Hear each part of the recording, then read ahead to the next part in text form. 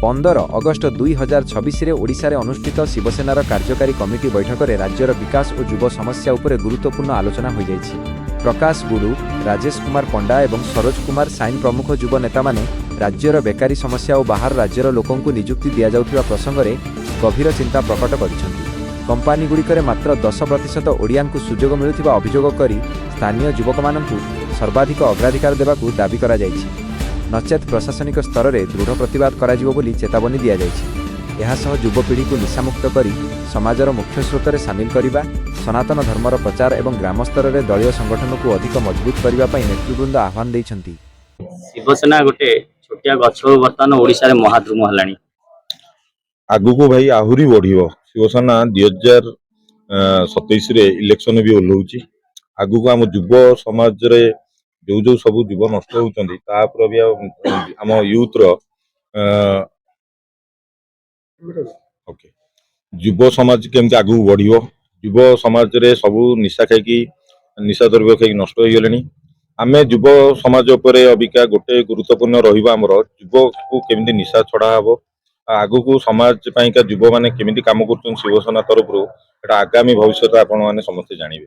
देखिया ओडिशा रे बेकारी समस्या, रास्ता घाट, स्वास्थ्य सबुतरे दुर्नीति भाई होउची एथि पई जे आजिका डेट रे जो नेता ने आसिले से माने ऑलरेडी दुर्नीति करी करी आसुचंती, किंतु आम शिवसेना रे आगु को कोनोसी दुर्नीति नेता भी नाहंती। जो माने आगु बढ़ुचंती आम युव नेता माने से माने बहुत भलो काम करचंती। आगदाडीर नेता हेबे से माने आगु को फ्यूचर रे से माने माने एबेठरू भी काम आरंभ कलेनी लोकंग पाइका, लोकंग सेवा पाइका।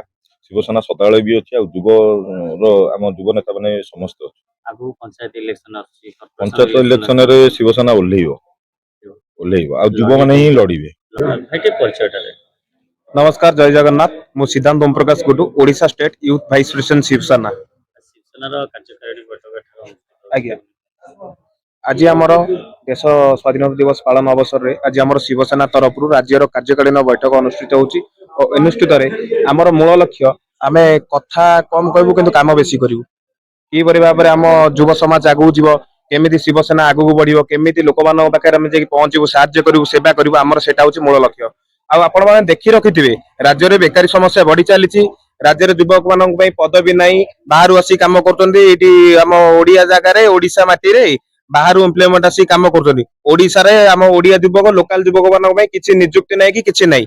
आउ लोकल पिला जदि गोटे के जाई कि चाकरी खोजुची, गोटे हमर देखनु एग्जांपल दउची पाख आखपाख अंचल भुवनेश्वर कथा कहूची, भुवनेश्वर खोर्धा हो जे कोनोसी जागा रे गोटे कंपनी टे होची, किंतु कंपनी रे ओडिया लोक रखुनांती कि ओडिया युवक रखुनांती।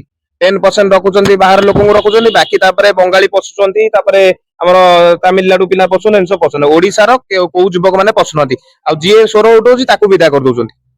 ताले आपण माने एटु भाबंतु केमिति हम युव समाज केमिति एक्टिव अछि कोन अछि। सेथि पई हमर मूल लक्ष्य रहिछि कि परि भाबरे युव समाज को आगु जीव, आउ समस्त युवक माने एकाठी होई एकतर स्वर उठेबे। आउ स्वर को चापी देकी बंद करले आमे सहीबुनु। ए पुलिस प्रशासन हो कि जे कोनोसी नेता मंत्री होंतु, आमे सहीबुनु कि डरिबुनु, आमे आगु जीवु, आम युव समाज आगु जीव। जय जगन्नाथ। मु राजेश कुमार पंडा, शिवसेना राज्य उपसभापति। आज बैठक गोटे कार्यकारिणी कमिटी बैठक होता। सब जिला मानक आम भी सभापति मान अन्य पदाधिकारी मान डकईलु। आम राज्य पदाधिकारी नूतन पदाधिकारी मान डकईक सम्मेलन करूँ। आम आगु को प्लान करूँ सारा ओडिशा रे प्रत्येक गाँ गाँव में आमर केमती शिवसेना स्प्रेड कर सबुआडे संचालन हो पार, से विषय आमर विचार चलती। आज आमर मीटिंग से विषय आम चर्चा कलु एवं चेष्टा चली केमती सनातनी धर्म को लेकर आम ये ओडिशा रे उत्थान करूँ। सनातन धर्म को सही प्रयास आमर सब रहिबो। ओडिशा रे जनमानस जो माने दुखी होइचंती, जो मानकर असुविधा रे अछंती, जो माने माने बहुत असुविधा सम्मुखीन करछंती, सेमानकु आमे केमती तांकर असुविधा रे छिडा हेई पारिबु, तांको सहयोग करि पारिबु, एटा हमर प्रयास रहिबो। एवं हमर ओडिशा रे गोमाता को राज्य माता केमती दे पारिबु, आपनकर पुरी रे जगन्नाथ धाम रे केमती की मद मांस को बंद करिबु, हमर फ्यूचर एटा अछि, एम अछि। तेनु कि बहुत बहुत धन्यवाद। जय जगन्नाथ। नमस्कार, मु पीयूष लेंका लिखी, राज्य युव मोर्चा उपसभापति शिवसेना। जय शिवसेना, जय श्रीराम। आज आमर शिवसेनार कार्यकारिणी बैठक होता। शिवसेनार सब पदाधिकारी मानक आमर बड़ भाई प्रेम भाई ପଦାନ୍ୱିତ କଲେ ସମସ୍ତଙ୍କୁ। ଏଥିପାଇଁ ଧନ୍ୟବାଦ ଜଣେଇବି ଆମର ପୁରା ଶିବସେନା ସଦସ୍ୟ ପରିବାର ମାନଙ୍କୁ। ନମସ୍କାର, ଜୟ ଜଗନ୍ନାଥ, ଜୟ ଶ୍ରୀରାମ, ଜୟ ଶିବସେନା। ମୁଁ ସରୋଜ କୁମାର ସ୍ୱାଇଁ ରାଜ୍ୟର ୟୁଥ୍ ଭାଇସ୍ ପ୍ରେସିଡେଣ୍ଟ ହିସାବରେ ବର୍ତ୍ତମାନ କାର୍ଯ୍ୟଭାର ଗ୍ରହଣ କରିଛି। ମୋର ଆଗାମୀ ଲକ୍ଷ୍ୟ ରହିବ ଯୁବପିଢ଼ିମାନଙ୍କ ପାଇଁ କାର୍ଯ୍ୟ କରିବା ଏବଂ ଯାହା ଆମର ସାନ ଭାଇ କିଛି ସମୟ ପୂର୍ବେ ଗୁଡୁ କହିଲେ ଯେ କି ଆମର ୟୁଥ୍ ମାନଙ୍କ ବେକାରୀ ସମସ୍ୟା, ୟୁଥ୍ ମାନଙ୍କ ଯୋଉ ବାହାର ରାଜ୍ୟରେ ଯାଇ କାମ କରୁଛନ୍ତି, ବାହାର ଜିଲ୍ଲାରେ କାମ କରୁଛନ୍ତି, ତାକୁ ଦେଖିବା। ବର୍ତ୍ତମାନ ଆମର ୟୁଥ୍ ମାନଙ୍କ ପାଇଁ ପସିବିଲିଟି ଯାହା ରହିବ ଆଗାମୀ ଦିନ ମାନଙ୍କରେ, ଯେମିତି ଆମର ତାଙ୍କର ଉନ୍ନତି ହେଲା, ଶିକ୍ଷା କ୍ଷେତ୍ରରେ ହଉ, କାର୍ଯ୍ୟକାରୀ କ୍ଷେତ୍ରରେ ହଉ, ତାକୁ ଆମେ ଆଗକୁ ନବା। ଆଉ ବର୍ତ୍ତମାନ ଏହା ପାଇଁ ଆମେ ଦଳ ବର୍ତ୍ତମାନ ଆରମ୍ଭ କରିଛି। ଆଉ ମୁଁ ବହୁତ ଖୁସି ଯେ ବହୁତ କମ ସମୟ ଭିତରେ ଆମ ଦଳ ଓଡ଼ିଶା ଭିତରେ ବହୁତ କର୍ମୀ ମାନେ ଯୋଗାଡ଼ କରିପାରିଛି, ବହୁତ କର୍ମୀ ମଧ୍ୟ ଯୋଗଦାନ ଦେଇଛନ୍ତି ଦଳରେ।